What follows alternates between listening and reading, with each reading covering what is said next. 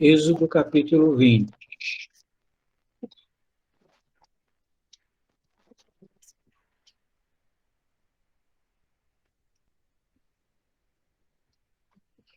Todo mundo tem a Bíblia aberta aí?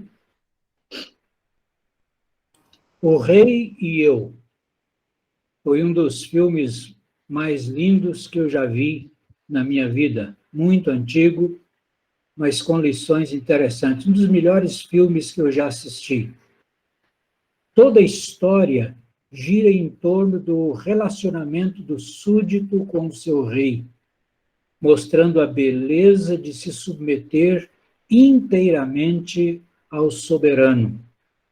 De certa forma, irmãos, nós vamos estar passando ou estudando juntos uma série sobre o Rei e Eu, baseado nos 10 mandamentos. E primeiro, eu gostaria de ver com os irmãos as circunstâncias em que foram dados os 10 mandamentos. Depois, nós veremos a divisão dos 10 mandamentos.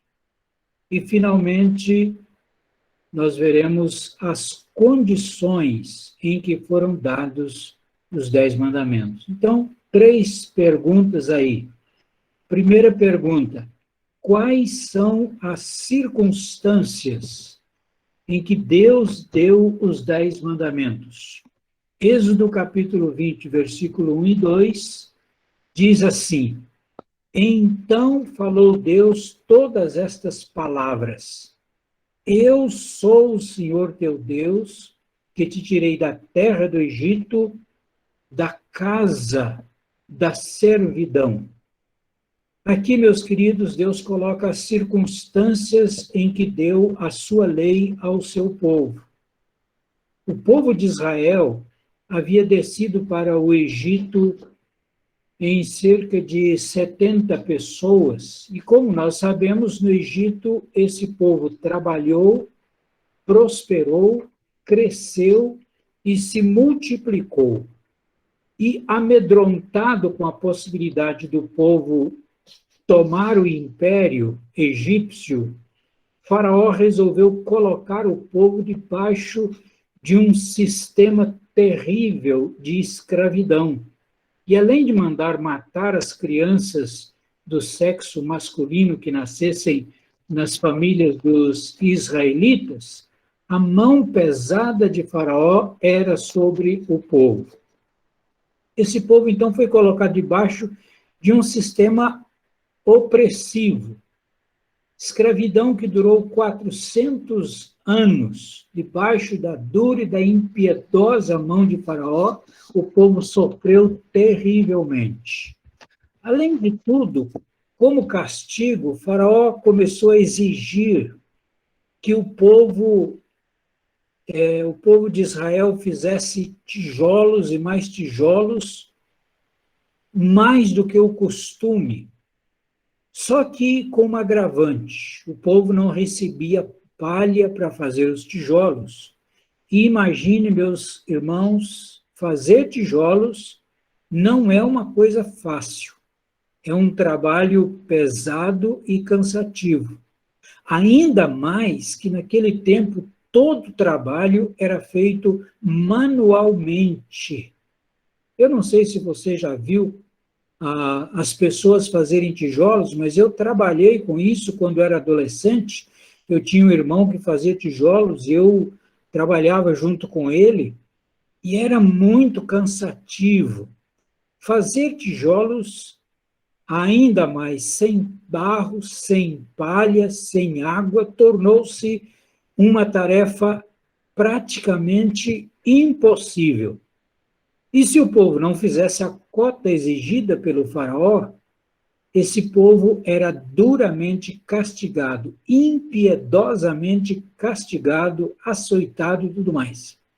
Era essa a situação do povo de Israel no Egito.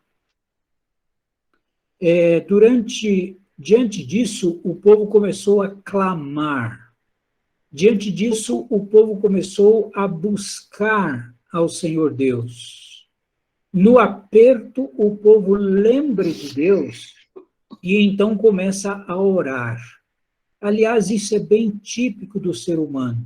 No momento em que Deus começa a açoitar, a nos conduzir por caminhos difíceis de provação, no momento em que a crise chega, aí nós corremos e procuramos buscar mais ao Senhor. Se o país está em crise, vamos orar. Se a família está em crise, vamos buscar a Deus. Se o filho está dando trabalho para os pais dizem, Senhor, tem compaixão. Quando o casamento está indo de mal a pior, a gente corre para Deus e fala, Senhor, tem misericórdia. É interessante como, às vezes, o coração do homem precisa sofrer para poder acordar para o Senhor e realmente buscar o Senhor. Então, naquele sofrimento todo, o povo se volta para o Senhor e clama ao Senhor. E a Bíblia diz que Deus é misericordioso, infinitamente misericordioso. E Deus, então, levanta um homem chamado Moisés, e através desse homem, Deus, com mão forte, com braço estendido, tira o povo do Egito. E esse povo começa, então, a ver Deus fazendo grandes maravilhas. O povo vê Deus abrir maravilhosamente, miraculosamente, o Mar Vermelho. E o povo caminha entre aquelas duas enormes colunas, duas grandes paredes, muralhas de água, até terminar de atravessar o mar. E atrás, diz a Bíblia, vem os soldados de Faraó, vem o exército de Faraó, que morre afogado pelas águas que se voltam contra aquele exército. Grande milagre que o povo teve o privilégio de contemplar, e não só contemplar, mas viver pessoalmente. Começa então uma longa viagem pelo deserto. Viagem que, na verdade, não era tão longa assim, né? Durou 40 anos, poderia ter durado 40 dias, e hoje pode ser feito em 40 minutos. E aquela viagem foi tão longa porque o povo não estava bem com o Senhor. O povo estava vivendo em desobediência a Deus. Se o povo de Israel fosse um povo submisso e tivesse bem com o Senhor, poderia ter feito em poucos dias aquela viagem. Mas porque logo que foram libertos, começaram a desobedecer ao Senhor e começaram a murmurar contra o Senhor, então surgiram todas aquelas dificuldades, a crise se abateu sobre a vida do povo. Meus queridos, quando nós somos desobedientes ao Senhor, quando nós somos desobedientes ao Senhor, nós encontramos muitas dificuldades em nossa viagem, em nossa caminhada. Isso é sempre assim. Muitas vezes Deus precisa nos colocar em um deserto para trabalhar a nossa própria vida, nosso próprio caráter. Muitas vezes Deus tem que nos conduzir pelo vale da sombra da morte para trabalhar o nosso caráter. O sucesso depende de como nós, como crentes em Cristo Jesus, estamos com o Senhor. Finalmente o povo chegou ao pé do Monte Sinai. E ali Moisés deixou o povo, subiu ao monte, e a Bíblia descreve a cena de uma forma extremamente dramática. Era como se houvesse uma grande tempestade, uma tremenda tempestade, fumaça por todos os lados, relâmpagos. E Deus então começou a transmitir a sua lei a Moisés. Então Deus falou estas palavras: Eu sou o Senhor teu Deus, que te tirou da terra do Egito, da casa da servidão. E aqui Deus faz o povo se lembrar de duas coisas. Primeiro, a libertação. E segundo, a escravidão. E ele diz, vocês estavam escravizados debaixo da terrível opressão de Faraó, e eu, o Senhor, libertei vocês da servidão. Faz muito bem a nós, irmãos, de vez em quando pararmos e lembrarmos e vermos onde nós estávamos. Nós éramos escravos também. Vivíamos debaixo de um sistema terrível de escravidão, mas fomos libertos pelo precioso sangue de Cristo Jesus. Fomos lavados pelo sangue de Cristo. E a coisa mais importante na vida cristã é termos consciência disso. Nós fomos libertos pelo sangue de Cristo Jesus. A consciência de que realmente houve uma libertação. Nós experimentamos uma libertação. Há um perigo muito grande da pessoa entrar para a igreja sem realmente entender que um dia ela estava perdida e foi liberta. Ela estava escrava e foi liberta.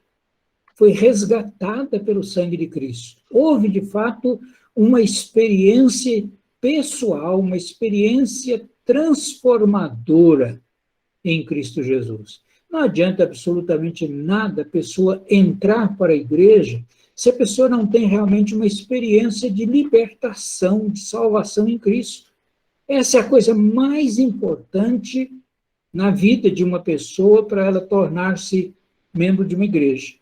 Então, era exatamente isso que Deus queria lembrar ao seu povo. Olhe, vocês estavam lá escravizados, vocês estavam lá sofrendo, mas eu libertei vocês. Eu libertei. Pensem nisso, irmãos. Onde estaríamos nós se não fosse a poderosa mão de Deus que nos libertou? Pense onde estaríamos nós, se não fosse a mão de Deus que nos salvou e nos tirou das trevas e nos transportou para a sua maravilhosa luz. Onde estaríamos? Deus então passa a entregar ao povo os 10 mandamentos. Os 10 mandamentos são princípios estabelecidos por Deus, princípios estabelecidos para reger o relacionamento do povo com Deus, do relacionamento do povo uns com os outros, do relacionamento do indivíduo com ele mesmo. Então, essas foram as circunstâncias nas quais surgiram os 10 mandamentos: escravidão, libertação. Agora, a segunda pergunta é a seguinte: qual é a divisão dos 10 mandamentos? É interessante olhar para a ordem como Deus colocou os 10 mandamentos que ele deu ao seu povo, porque tudo que Deus faz, ele o faz com um propósito. Então, vejam, primeiro, os 4 primeiros mandamentos dizem respeito ao relacionamento do povo com Deus. Segundo, o 5º mandamento diz respeito ao relacionamento do povo com seus pais. Terceiro, do 6º até o 9º mandamento, diz respeito ao relacionamento do povo consigo mesmo. Então, os primeiros mandamentos da lei de Deus diz respeito ao nosso relacionamento com ele. O último mandamento, finalmente, o 4º, diz respeito ao relacionamento do povo consigo mesmo, nosso relacionamento conosco mesmo. Então, primeiro, a Deus, acima de tudo, Deus, primeiro Deus, porque esta é a chave para tudo. Se a gente não tem um bom relacionamento com Deus, então nós não teremos também um bom relacionamento com os pais, e não teremos um bom relacionamento com os outros, e não teremos um bom relacionamento conosco mesmo. Se o nosso relacionamento não estiver em ordem com o Senhor Deus, os pais não serão levados em conta, e os outros menos ainda. Não há nenhum relacionamento mais importante na vida do ser humano do que o seu relacionamento com Deus. Quando o povo estava bem com Deus, todas as outras coisas iam bem.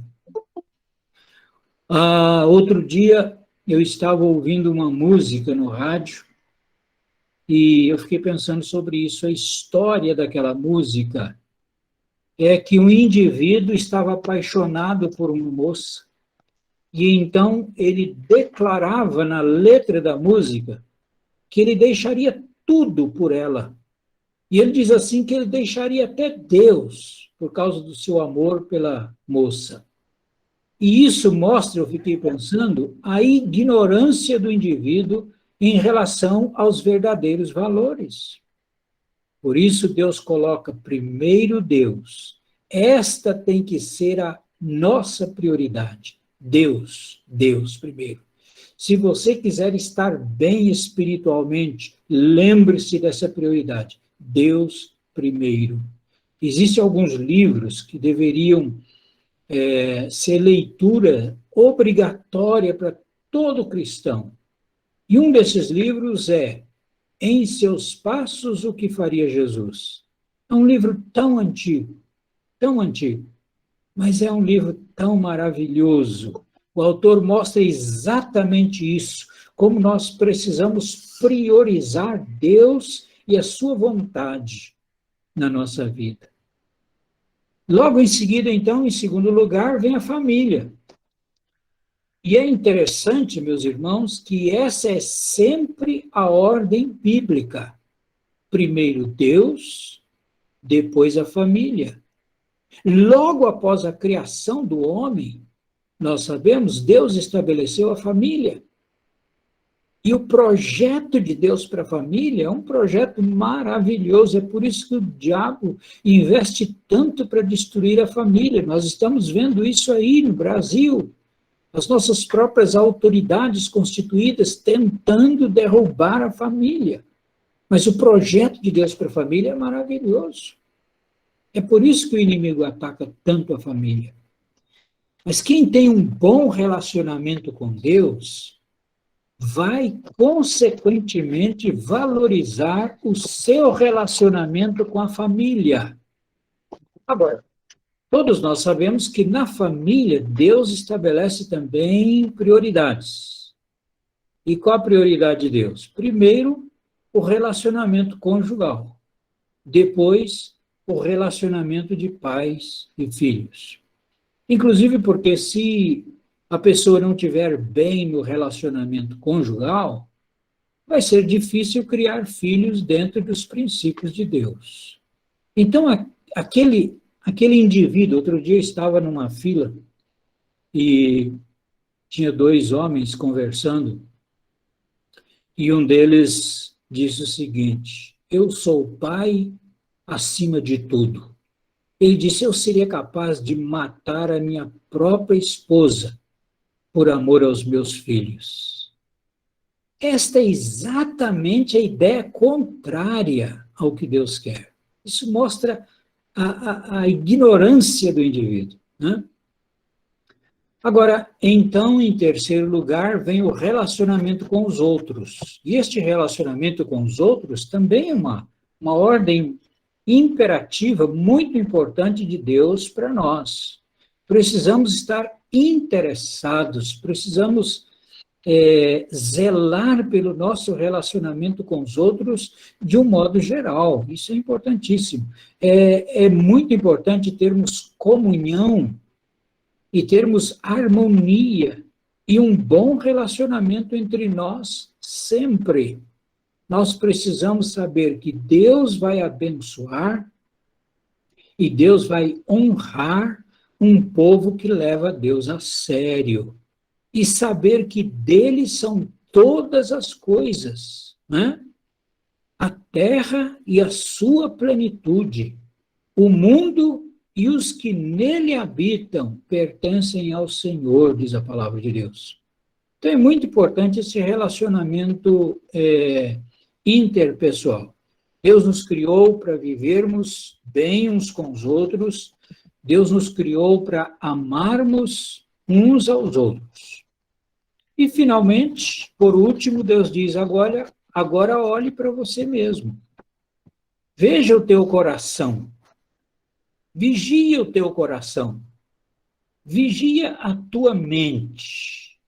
Muito cuidado com as tuas fantasias, para você não ficar cobiçando os pertences dos outros.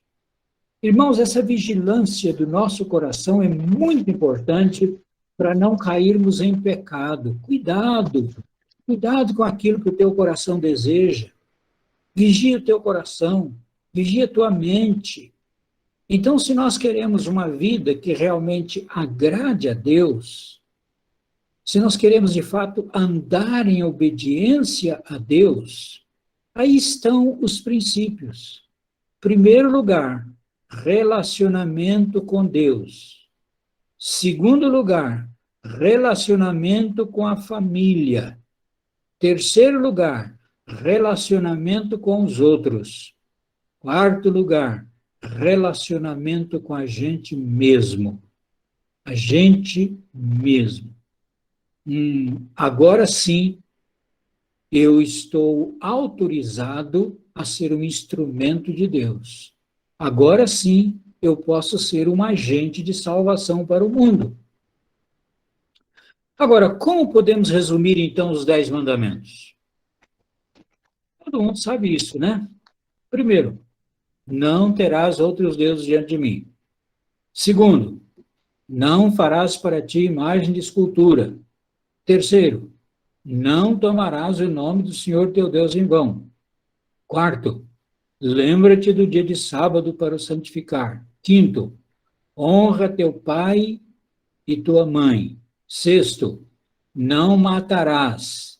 Sétimo, não adulterarás. Oitavo, não furtarás. Nono, não dirás falso testemunho contra o teu próximo. E décimo, não cobiçarás. Não cobice a casa do teu próximo, não cobice os bens do teu próximo. Este é um resumo dos 10 mandamentos. Agora, a nossa última pergunta dessa noite. Qual a condição imposta por Deus antes de dar os 10 mandamentos? Se você olhar para o capítulo 19, capítulo anterior aí de Êxodo, você vai encontrar claramente uma condição que salta aos nossos olhos, especialmente no capítulo 19, versículo 5. Veja aí. O povo estava ali ao pé do Monte Sinai.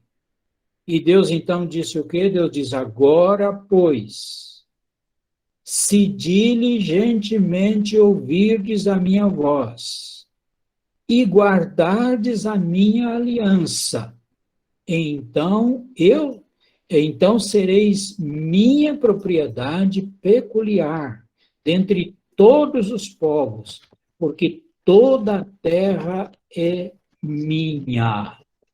Se diligentemente ouvirdes a minha voz e guardardes a minha aliança, então sereis minha propriedade peculiar dentre todos os povos, porque toda a terra é minha. Que privilégio, irmãos! Que promessa maravilhosa de Deus! Agora veja aí, mais uma vez, destaca isso no seu coração. Se vocês serão um reino de sacerdotes, uma nação santa. Mas para que isso se torne realidade, Deus então estabelece condições. Deus estabelece condições. Se vocês me levarem a sério, é isso que Deus está falando. Se vocês levarem os meus mandamentos a sério, se levarem a sério aquilo que eu estou dizendo e aquilo que eu vou dizer em seguida, aí então vocês vão se tornar, para mim, um povo peculiar, uma nação santa, um reino de sacerdotes. Deus está dizendo, eu vou usar vocês para abençoar o mundo. Eu vou usá-los para abençoar todas as nações do mundo. Vocês serão um povo tão especial para mim. O meu povo. Agora, irmãos, nós sabemos que Deus sabia que o povo não ia obedecer às condições estabelecidas por ele, não sabemos? Todos nós sabemos. Lembre-se que nada é segredo para Deus, nem no passado, nem no presente, nem no futuro, porque Deus vive na eternidade não existe tempo, lá existe o eterno agora, e Deus conhece todas as coisas, ele é onisciente. E é por isso que Deus coloca meios, Deus coloca sacrifícios, que seriam meios para lidar com o pecado do povo. É aquilo que nós chamamos de leis cerimoniais. Todas as leis cerimoniais apontam para Cristo.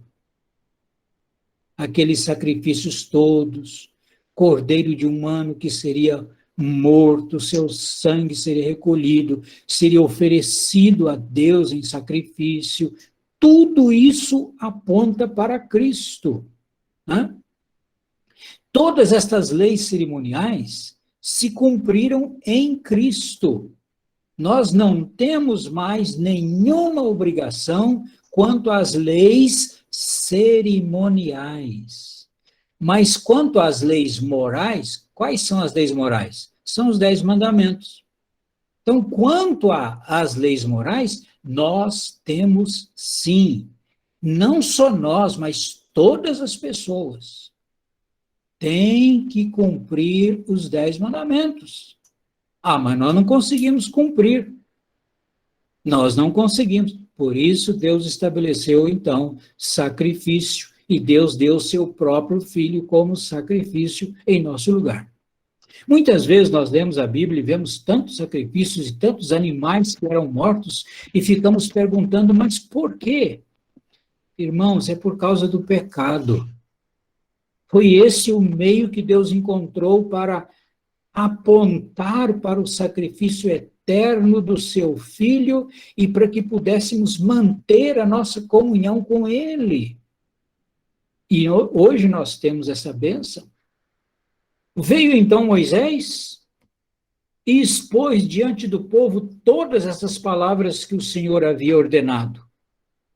E qual foi a resposta do povo? A resposta do povo foi a seguinte: tudo o que o Senhor falou, nós vamos fazer. O povo nem sabia o que estava falando. Muitas vezes nós falamos sem saber o que estamos falando. Tudo que o Senhor falou, nós vamos cumprir. Mas em seguida o povo quebra todos os mandamentos.